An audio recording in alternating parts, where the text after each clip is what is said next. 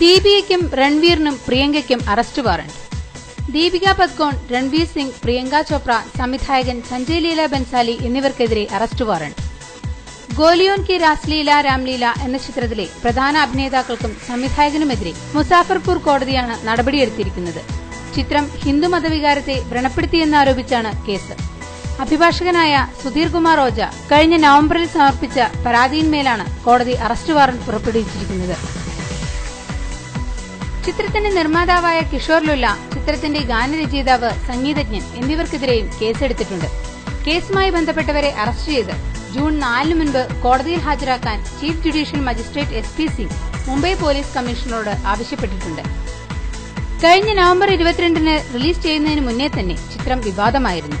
ഇതോടെ മധ്യപ്രദേശ് ഹൈക്കോടതി ചിത്രത്തിന്റെ റിലീസ് തടഞ്ഞിരുന്നുവെങ്കിലും പിന്നീട് റിലീസ് ചെയ്യുകയായിരുന്നു.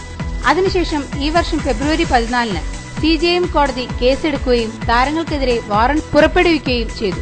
എന്നാൽ താരങ്ങൾ ഹാജരാകാൻ തയ്യാറാകാത്ത സാഹചര്യത്തിലാണ് ഇവർക്കെതിരെ അറസ്റ്റ് വാറണ്ട് പുറപ്പെടുവിച്ചിരിക്കുന്നത്. ഓരോ പ്രധാന വാർത്തയും ഇന്ത്യ ക്ലിപ്സിലൂടെ അറിയാൻ ഞങ്ങളുടെ ഫേസ്ബുക്കിലും ട്വിറ്ററിലും അംഗമാകും.